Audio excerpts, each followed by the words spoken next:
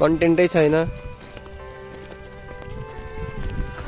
तिमीहरू हो मेरो कन्टेन्ट। ल के छ त हाम्रो टुर कस्तो गइरहेको त? So far so good. हामी अहिले कहाँ छौँ? नेसनल पार्कमा ठिक छ है। हाम्रो देखेर हामीले गैँडा, स्पटेड डियर अनि किङफिसर हामीले देख्यो अगाडिको ग्रुपले। ठिक छ नि, सबै ठिकै हुँदैछ। हामी अब फेरि हामी साथीहरू भएको ठाउँमा जाँदैछौँ। यस्तो फोटो सेसनहरू भयो एकछिन केटीहरूसँग। अब चाहिँ हामी कहाँ जान्छौँ त? टाइगर उता होइन न, अझै छ नि हाम्रो अनि टाइगर साइगरहरूतिर छ नि। म्यान्डेटरी टाइगर हो कि हेर्ने, एउटा वाइल्ड टाइगर छ अरे मान्छेहरू हन्ट हानेको। त्यो नै छ।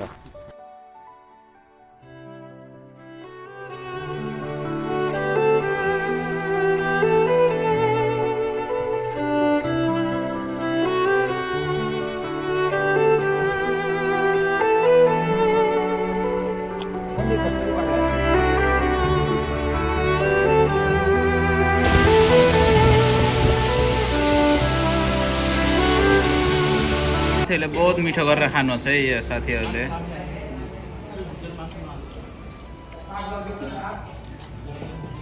खानुहोस्।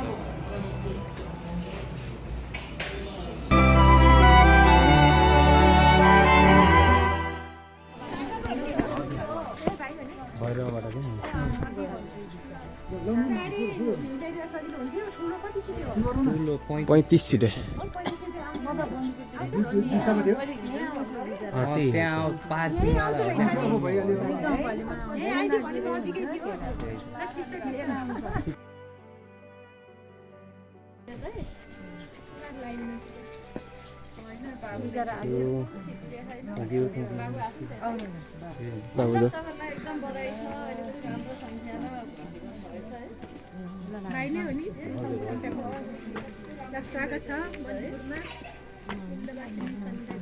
ल ल ल जाऊ।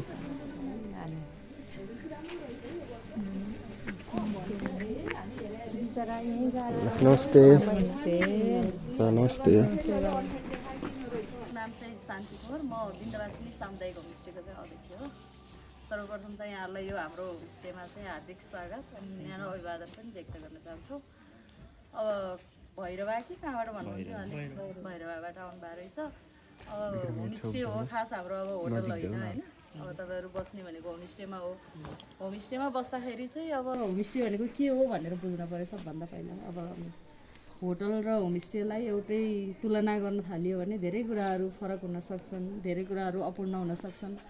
त्यसकारण चाहिँ हामीले सबभन्दा पहिला होमस्टे भनेको के हो भनेर बुझ्नुपर्छ। होमस्टे भनेको घरबास। जसरी हामी आफ्नो घरमा आफ्नो परिवारसँग, आफ्नो परिवारका सदस्यहरूसँग बस्छौँ, त्यसरी नै आज तपाईँहरू जुन घरमा बस्नुहुन्छ, जुन घरमा पर्नुहुन्छ, त्यो घरमा त्यसरी नै बस्ने हो। आफ्नै होमस्टेको आफ्नै परिवारको सदस्य मानेर चाहिँ बस्नुपर्छ। त्यसकारण मैले यहाँहरूलाई त्यो पनि जानकारी गराएँ।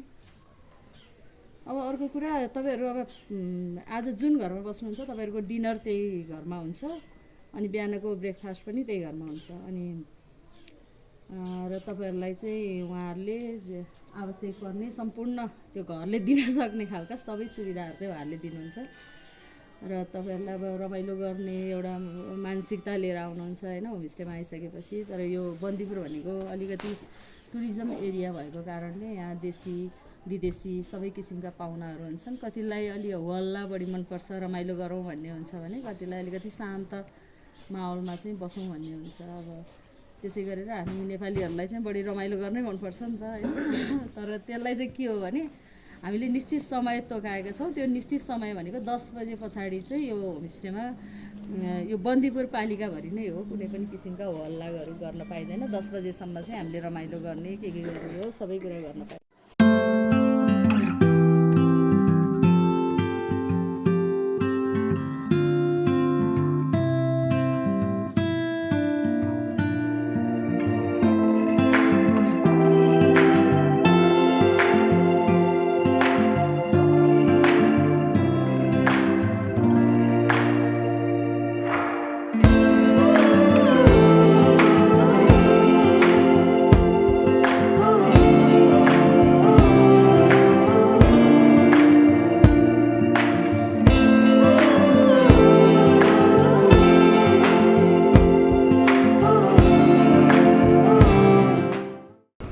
छ यात्रा। अब हाम्रो तेस्रो दिन। आज हामी सिधै बन्दीपुरको तनहुँको बन्दीपुरबाट हाम्रो यात्रा कास्कीको धम्पुसम्मको छ। अहिले हामी बाटोमा खसी बजारमा कुखुराको मासु किन्नको लागि वेटिङमा छौँ। साथीहरू मासु लिन गएछन् अलङ विथ आवर कोषाध्यक्ष सर।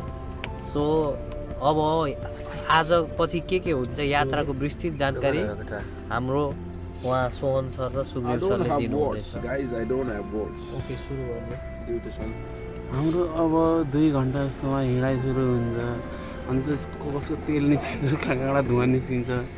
त्यहाँ निस्किसकेपछि फेरि त्यसको भरपाई गर्नलाई हामीसँग फेरि औषधि पनि छ होइन।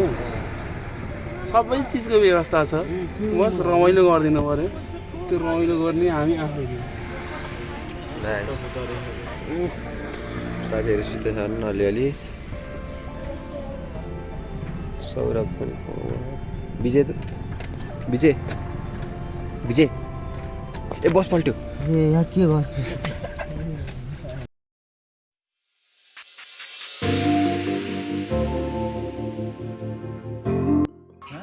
अहिलेसम्मको यात्राको बारेमा त्यो गीत सानो गर्नु त होला, युट्युबमा हाल्यो भने कपिराइट लाग्छ फेरि।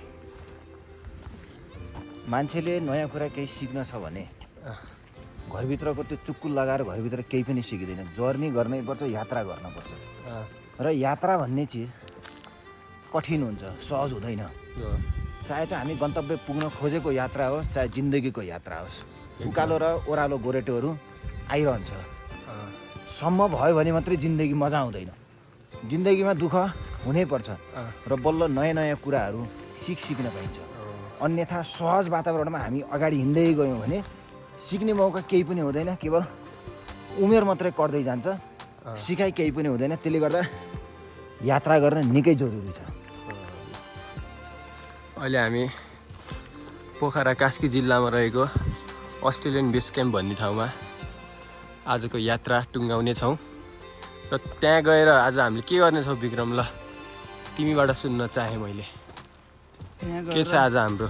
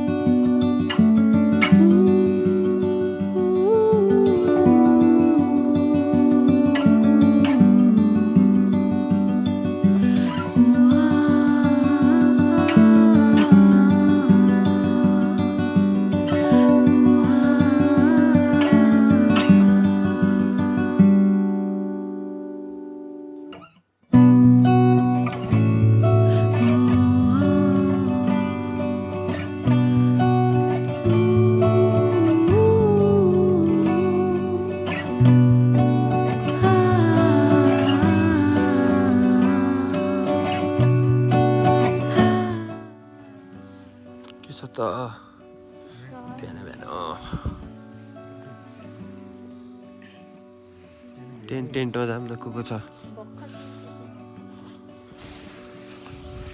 कोही छैन। यहाँ को छ? ए केटा हो, आऊ बाहिर हेर्न। घाम सब आइसक्यो, घाम छ। कस्तो लाग्यो अस्ट्रेलियन बेस क्याम्पलाई भन एक छोटकरीमा?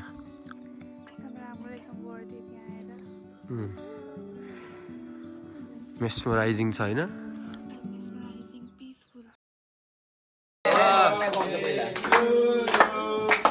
Happy birthday to you. Happy birthday dear Sachin. Happy birthday to you. छ्यापो सुग्रीम छ्यापो छ्याप्दैन के? सुग्रे भनेर